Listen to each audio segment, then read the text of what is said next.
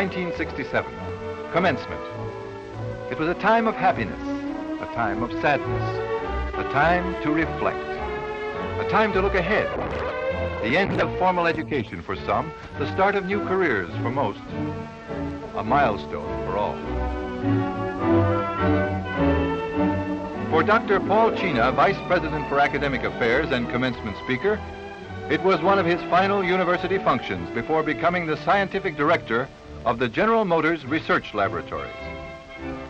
Dr. George Hawkins, Dean of the Schools of Engineering, was appointed the new Vice President for Academic Affairs. Dr. Richard Grosch, Associate Dean of Engineering, was named Dean of the Schools of Engineering. Dr. Eva Goebel replaced retiring Dean Gladys Vail as Dean of the School of Home Economics. University administrators and staff continue to work hard to meet the demands for a better education for more and more students.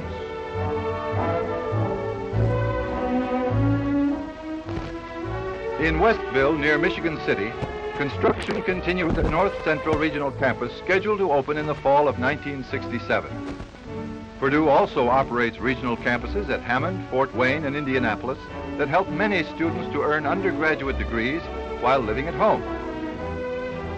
At the West Lafayette campus, remodeling of old buildings and the construction of new ones helps meet the needs of additional students, faculty, and staff.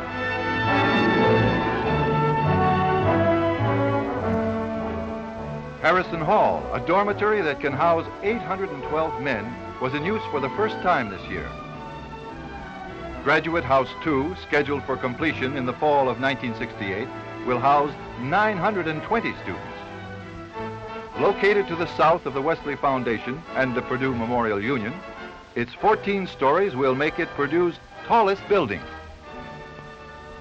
In the married student courts, 80 new apartments in 5 new buildings were nearing completion for fall occupancy. Fraternity Park, located near the Purdue Golf Course, continues to develop. Besides Alpha Phi, new houses include Alpha Chi Omega, Alpha Sigma Phi, Alpha Omicron Pi, Delta Upsilon, Theta Xi, and Theta Chi. The remodeled civil engineering building has been named in honor of Virgil Grissom, pioneer astronaut and member of the class of 1951, who died in an Apollo spacecraft fire in January. The new library in the Jet Propulsion Center, located west of the Purdue Airport, has been named in honor of Roger Chaffee, pioneer astronaut and member of the class of 1957, who lost his life in the same tragedy. The new Mathematical Sciences building, located on the site of Purdue Hall, is scheduled to open in the fall of 1967. It will house the Mathematical Sciences Department, the administrative offices for the School of Science, and a Computer Science Center. A 14,500-seat basketball arena located north of the field house is also scheduled to open in the fall of 1967. The Naval Science Building is removed as construction begins on a new 6-level pharmacy building to be located between the new Student Health Center and the old pharmacy building.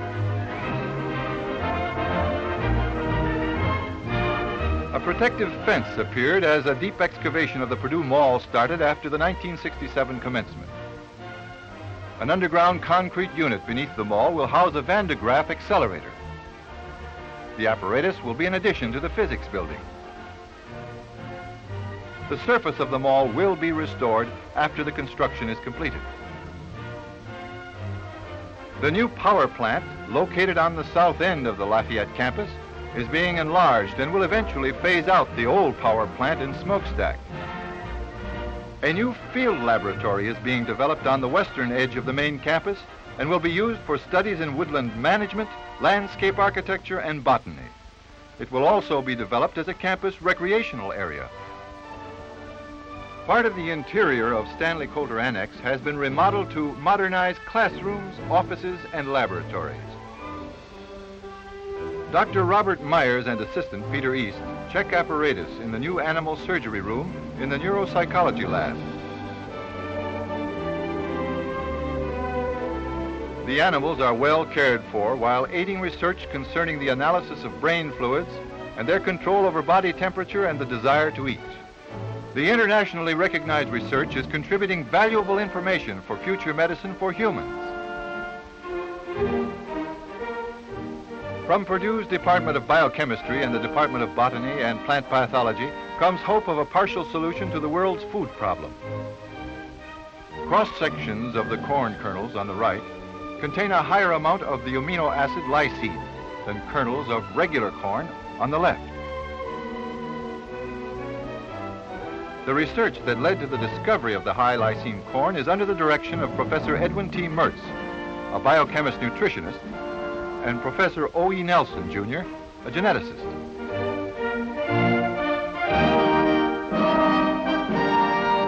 Related research using the high lysine corn in the diets of animals and humans is producing promising results.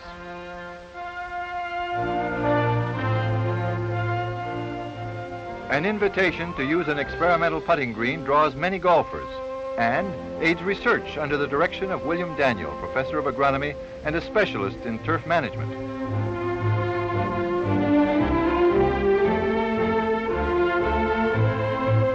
The research is concerned with the problems of establishing and maintaining turf for golf courses, football fields, lawns, cemeteries, parks, highways, and airfields.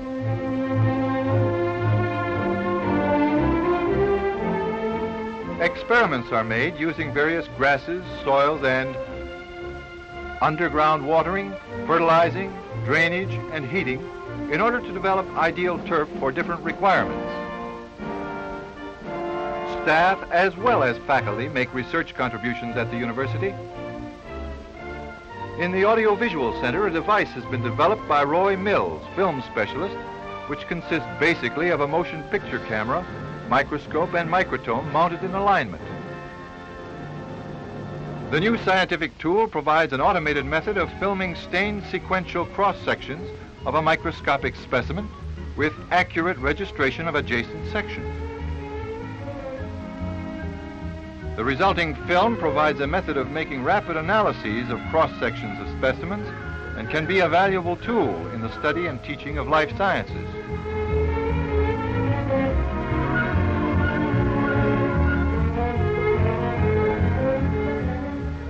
Made with the technique is this film of a chicken embryo.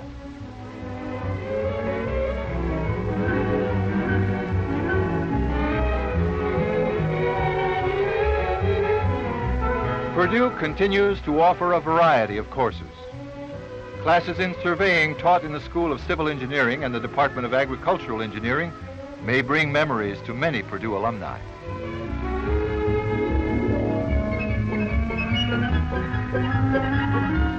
If you looked in on a course in the Department of Child Development and Family Life, you might find a student teacher learning or a faculty member demonstrating the techniques of dealing with children at the Purdue Nursery School.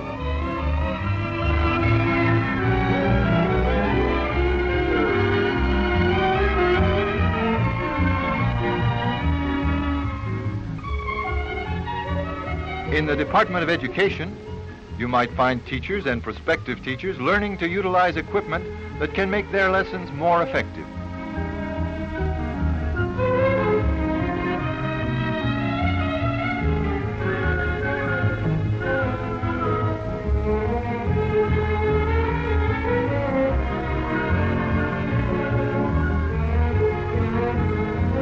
If you looked in on a class in sculpturing, you might find students experimenting with art techniques in a crowded room.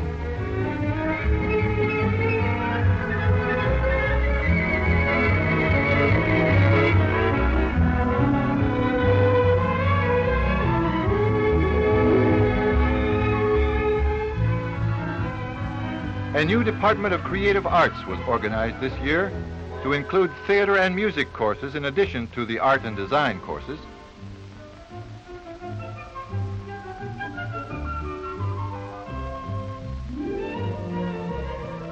In the Department of Horticulture, you might find an advanced class in landscape architecture working on varied problem areas from across the country, or from downtown Lafayette, or from the Purdue campus.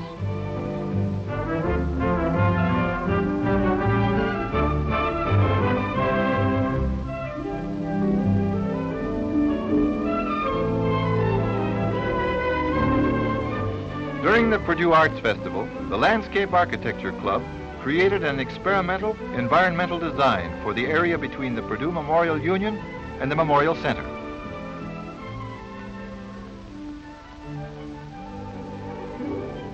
For Purdue football fans, roses were the symbol of the year. For the first time, Purdue made the trip to Pasadena, California, city of the roses, home of the Rose Bowl football game. The enthusiasm which began with Court Day was called Rose Fever.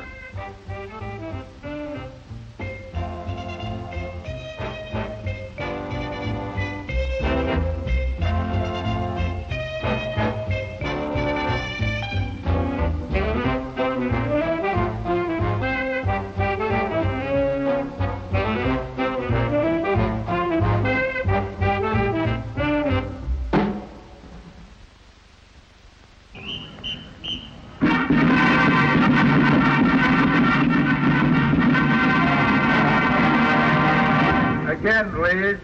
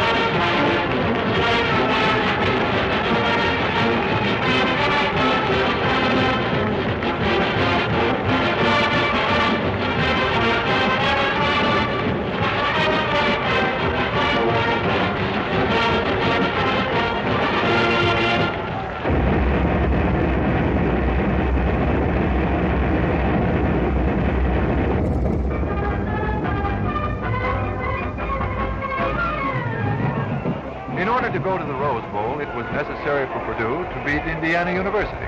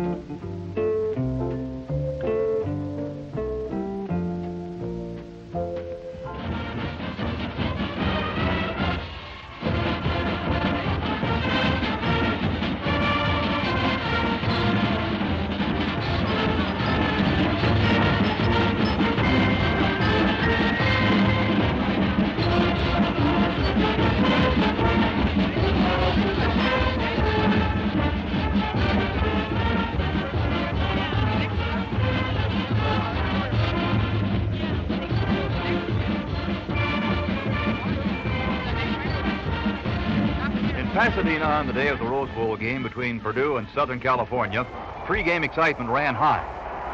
Late in the third quarter, with the score tied at 7-all and Purdue in possession on the Southern Cal 33, Bob Greasy drops back to pass and hits Bob Hurst with a pass that Hurst carries to the Southern Cal 20-yard line. On the next play, Greasy rolls out to the right, throws again to Hurst in the flat, and he drives to the Southern Cal 6-yard line. With another first down, Greasy hands to Perry Williams, who plunges over left tackle to the 4-yard line. Bob Baltzell tries left tackle on the next play and goes to the USC 2. Again, Greasy calls on Williams. The line opens a hole on the left, and Williams goes in for the touchdown. This made the score 13-7 in favor of Purdue. Jim Finley holds the point after try with Greasy kicking. Bob's kick is good, and Purdue leads Southern Cal 14-7. Southern Cal made its last move near the end of the fourth quarter. From the Purdue 30, McCall runs through his left tackle for 8. Trojan quarterback Winslow drops back on the next play, trying to spot a receiver, but decides to run the ball. He's forced out of bounds by John Charles at the Purdue 19. With a first down at the Purdue 19, Winslow fades back to throw, lofts one out to the left, and Sherman grabs it in the end zone for a Trojan touchdown. Trying for the 2 points that would win the ball game, Winslow rolls right and fires a short pass into the end zone. Purdue safety man George Katavalis cuts in to intercept and protect Purdue's 14-13 lead. Purdue held on to this lead for the last 2 minutes and 28 seconds as the Boilermakers became the Rose Bowl champions of 1967. Following the excitement of the Rose Bowl, students settled down to study for exams.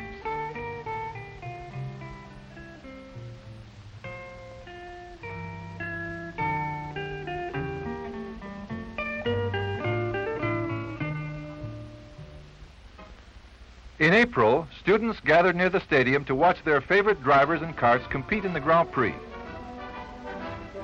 Proceeds from the event were contributed to the Alumni Scholarship Foundation to benefit Purdue students in need of financial assistance.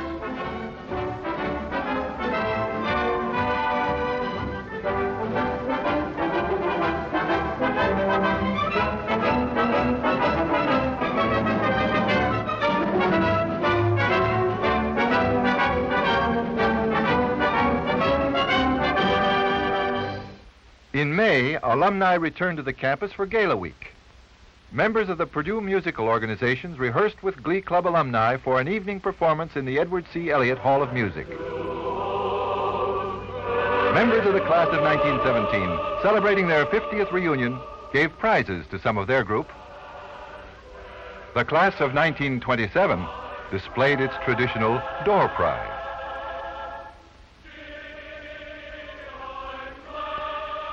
As alumni visit the campus, they may be reminded of their own days at Purdue as they observe student life today.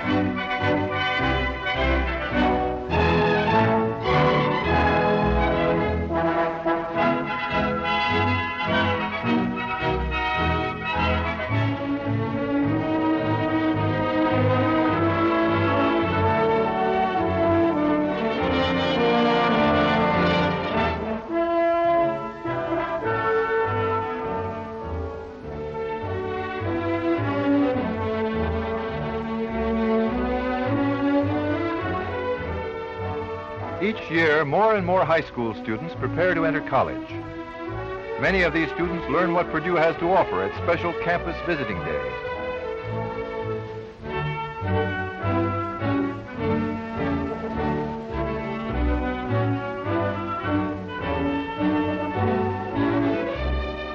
In the fall, new freshmen, sporting their green pots, learn to find their way around the campus.